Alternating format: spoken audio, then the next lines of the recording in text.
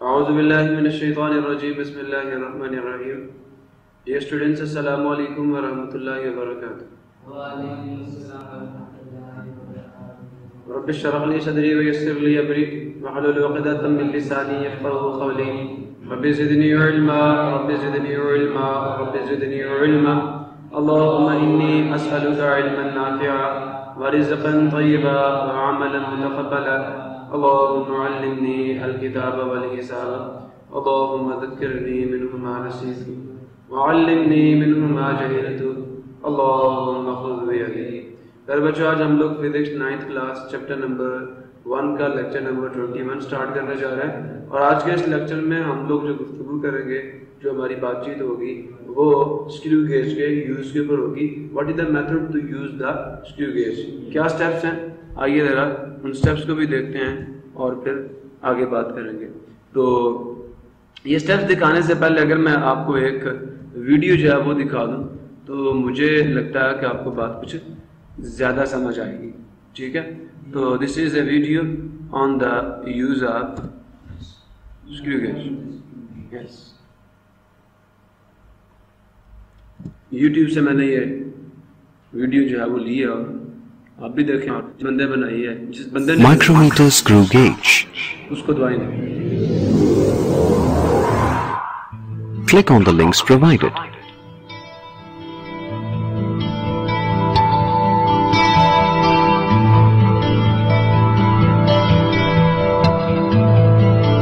Instruction.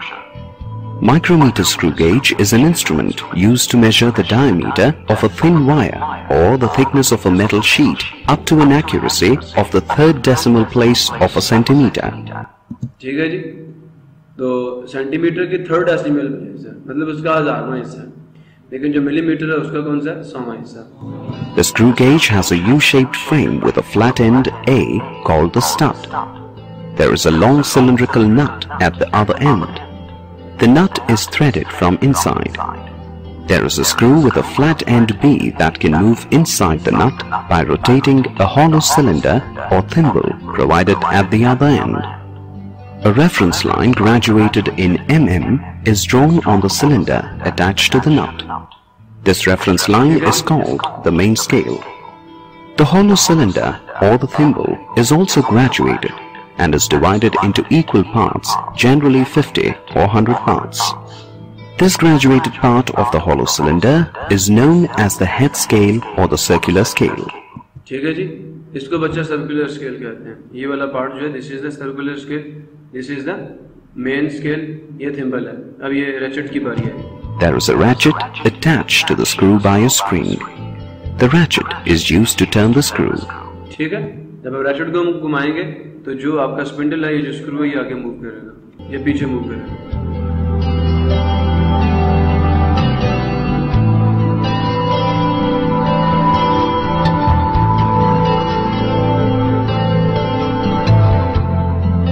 Using a screw gauge, pitch of a screw gauge. ठीक है जी, अब इसको हमने इस्तेमाल करना। इस्तेमाल करने से पहले हमेशा हम क्या करते हैं कि उस डिवाइस का लीस्ट काउंट निकालते हैं। क्या निकालते हैं? अगर लीस्ट काउंट नहीं निकालेंगे तो जीरो एरर नहीं निकाल सकते। तो डिवाइस को यूज करने से पहले हमने लीस्ट काउंट निकालना। लीस्ट काउंट निकालने के बाद हमने उसके जीरो एरर को चेक करना। जब जीरो एरर हम लोग चेक कर लेंगे तो फिर हम मेजरमेंट को शुरू करेंगे। क्लियर हुआ नहीं हुआ? तो फर्स्ट ऑफ ऑल हमें क्या करना पड़ेगा, जो स्टेप्स हमने पढ़े हैं, determine the least count of the micrometer screw gauge. This is the first step. मैं फार्मूला आपको दे चुका हूं प्रीवियस लेक्चर्स के अंदर कि पिच को डिवाइड कर लें total number of division on the circular scale से, तो आपको लीस्ट काउंट मिल जाएगा। क्लियर हो गया? Check the zero error. अब चेक करें जीरो एरर है या नहीं इंस्ट्रूमेंट में। अगर नहीं है तो बहुत अच्छी बात है, अगर है तो फिर उसे कैलकुलेट करें, ठीक है, और उससे जीरो करेक्शन कैलकुलेट करें। अब क्या करना है, turn the thimble until the stud and the spindle gently grip the object. अब आपने क्या करना है, थिम्बल को घुमाना है यहां तक के जो ऑब्जेक्ट है वो स्पिंडल और स्टड के दरमियान में क्या आ जाए, पकड़ा जाए, ठीक है, या वो जकड़ा जाए उनके दरमियान में। Then turn the ratchet until it starts clicking, और फिर रैचेट को घुमाइए यहां तक कि वो क्लिक क्लिक क्लिक करना शुरू कर दे। और यहां पे भी यही चीज आपको देखने में मिलेगी। Whenever we use a micrometer screw gauge, we have to first find out the pitch. The pitch of a screw is the distance travelled by the tip of the screw when the head of the screw is rotated once.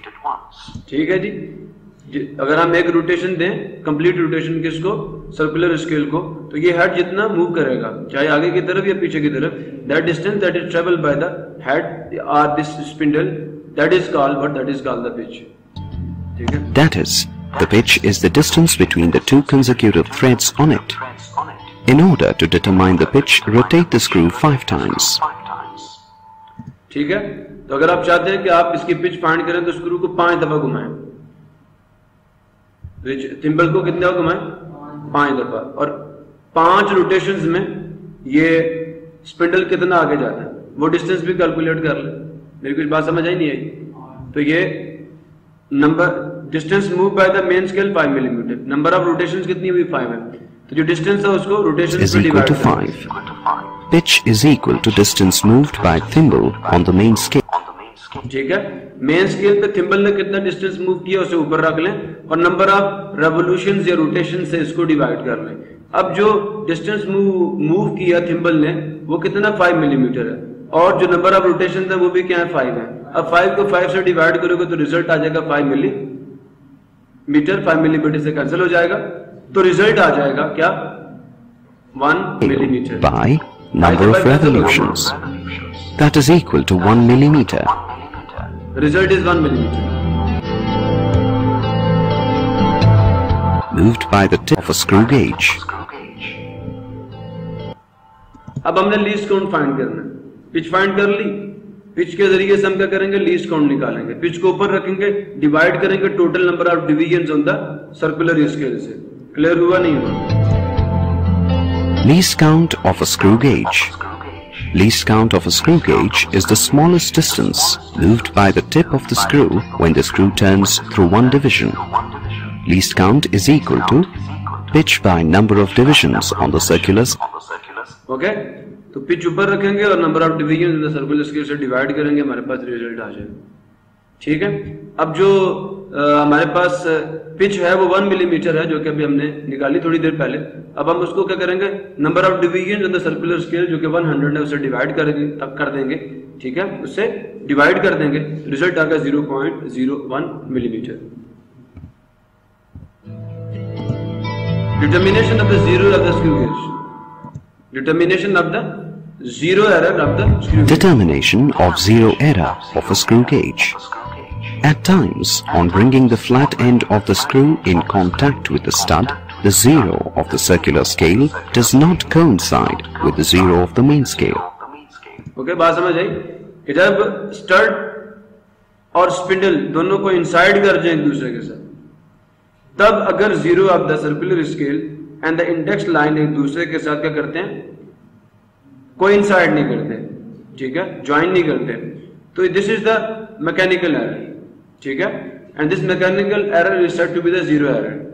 ठीक है, ये है zero error. अब इसकी 2 types मैं आपको पढ़ा चुका हूं प्रीवियस लेक्चर में. इनको कैलकुलेट करने का तरीका भी बता चुका हूं. This is a mechanical error and is referred to as the zero error of the screw gauge. Depending on the position of the zero of the circular scale, the zero error is of 2 types, namely positive zero error and negative zero error. Negative zero error. Shown here are 3 screw gauges, A, B and C. In screw gauge A, there is no zero error. Zero बिल्कुल index line के बिल्कुल सामने आ रहा है. ठीक है, अब ये आप जरा बी में देखें तो जीरो बिलो द लाइन आ रहा है. ठीक है, समझ आया? तो यहाँ पे जीरो एरर क्या? पॉजिटिव है. और अगर आप समझ आ गया, अब जरा यहाँ देख लें निकालना कैसे है. तो हमने ये देखना कौन सी डिवीजन मेन स्केल के सामने आ रही है, दूसरी, तो एरर पॉजिटिव है. सीधी काउंटिंग की ना ऊपर की तरफ, तो जीरो एरर पॉजिटिव है, इसको लीस्ट काउंट से मल्टीप्लाई कर लें, आपके पास जीरो एरर आ जाएगा. अब जरा आप सी केस को देखें. सी केस में देखें जो zero of the circular scale है वो इंडेक्स लाइन से ऊपर है. ठीक है, तो जीरो एरर नेगेटिव है. ठीक है, अब इसे कैलकुलेट कैसे करेंगे? मैंने तो आपको ये कहा था जीरो से नीचे की तरफ काउंटिंग शुरू करें, इंडेक्स लाइन की तरफ. अब क्योंकि हम नेगेटिव वाई एक्सिस पे जा रहे हैं नीचे की तरफ ना, तो अब जितनी भी डिवीजन आप नीचे जाएंगे और मेन स्केल के सामने आ जाएंगे, मेन स्केल की इंडेक्स लाइन के सामने आ जाएंगे, तो वो जो नंबर्स हैं वो आपकी रीडिंग है किसके ऊपर, सर्कुलर स्केल के ऊपर, but it will show the negative zero error. बात समझ आई है नहीं आई? 98 है, इसको 100 से माइनस करने का मेन मकसद यही बनता है। ठीक है, अब ये देखें नंबर ऑफ, ये जो डिफरेंस है हमने कैसे कैलकुलेट करना है, 100 में से 98 को माइनस करना, 2 आ जाएगा। तो अब 2 को हमने क्या करना है, मल्टीप्लाई करना है लीस्ट काउंट के साथ, तो हमारे पास नेगेटिव जीरो एरर आ जाएगा। प्रॉब्लम किसी को? अब हुजूर वाला हमने ऑब्जेक्ट या कोई सिलेंडर है, ठीक है, कोई वायर है जिसका हमने डायमीटर निकाला, तो हमने क्या करना है, determination of diameter of a wire using a screw gauge. To measure the diameter of a wire with the help of a screw gauge, the following procedure is adopted. Find the least count of the screw gauge.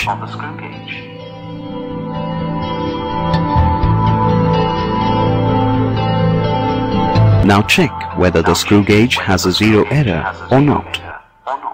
ठीक, दूसरा step आ गया। I have written these steps. Check the zero error. Determine the least count. Then check the zero error. And now grip the object between the thimble and the stud. ठीक है?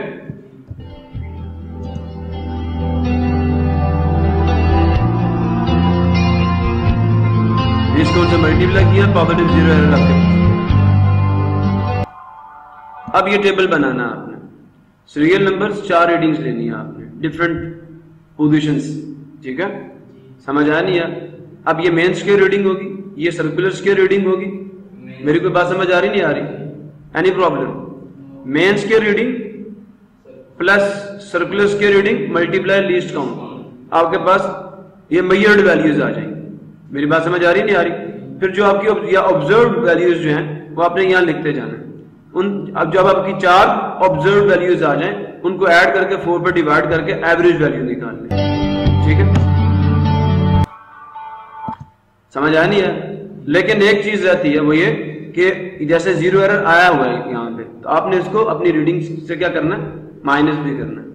Zero correction को वैसे हम add करते हैं, sign change करेंगे तो zero correction बनेगा ना। तो देखिए, place the wire in between the stud and the flat end of the screw. The ratchet is turned clockwise so as to hold the given wire gently between the stud and the flat end of the screw. Note the main scale reading. Main scale reading note कर लो, बहुत आसान था। Find the coinciding circular scale reading. देखें जो readings आपको नजर आ रही है वो आपने लिख लेनी है। अब बिल्कुल इंडेक्स लाइन के सामने जो सर्कुलर स्केल रीडिंग आ रही है उसको भी कैलकुलेट करें, दैट इज 55, वो लिख लिया हमने। अब क्या करना है, जो मेंस की रीडिंग है उसमें ऐड करना है, किसको, 55 को लीस्ट काउंट से मल्टीप्लाई कर, यहाँ 55 आएगा, यहाँ पे लीस्ट काउंट आएगा और यहाँ पे लीस्ट काउंट आएगा, तो 3.55 मिलीमीटर। सिमिलरली आपने वायर की पोजीशन चेंज करनी है और फिर रीडिंग लेनी है। Repeat the experiment by adjusting the position of the wire. ठीक है, पहले ऊपर से फिर नीचे से फिर थोड़ा रिटर्न करके।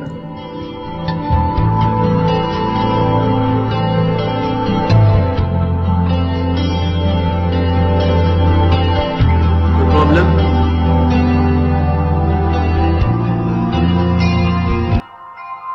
अब ये 4 रीडिंग्स आपने ले ली, इन 4 रीडिंग्स को आप लोग ऐड कर और 4 पे डिवाइड कर दो तो एवरेज वैल्यू आ जाए।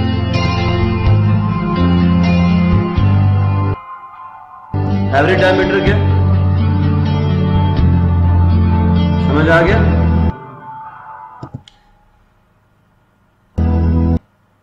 ये एवरेज ऑब्जर्व्ड डायमीटर, अभी इसके अंदर जीरो एरर मौजूद है। ठीक है, अब ऑब्जर्व डायमीटर के अंदर से आप लोग माइनस कर डालो जीरो एरर, पॉजिटिव होगी तो माइनस हो जाएगी, नेगेटिव होगी तो ऐड हो जाएगी, साइन चेंज होगी। Diameter This of is the the true diameter of the wire. wire is equal to 3.49 millimeter.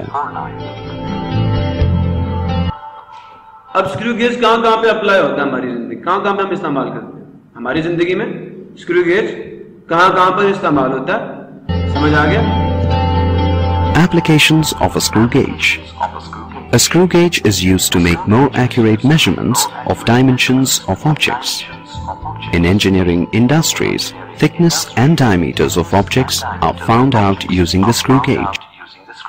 ठीक है जी, आपकी इंजीनियरिंग इंडस्ट्रीज के अंदर, ठीक है, या आपकी जो मैकेनिकल इंडस्ट्रीज है जहाँ पे आपने वायर्स का डायमीटर निकालना है, समझ आ रही नहीं आ रही, वहाँ पे हम क्या करते हैं, स्क्रू गेज का। Screw gauge is used to measure thickness or gauge of various steel sheets.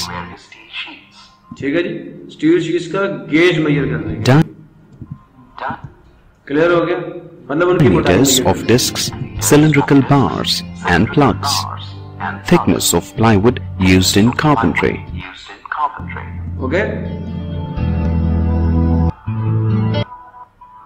So these are the uses of screw gauge. Any confusion? No.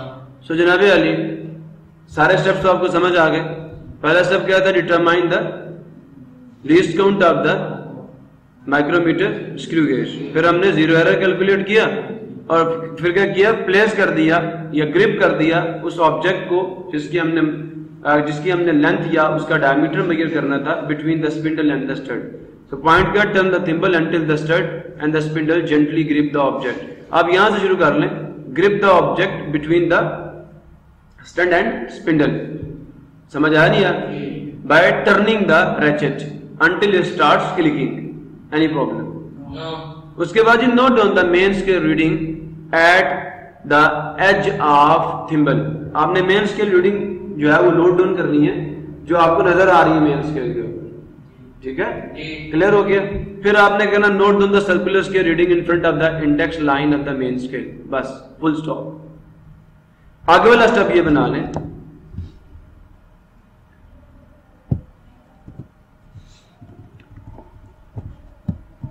Multiply, सुन रहे हैं? Multiply circular scale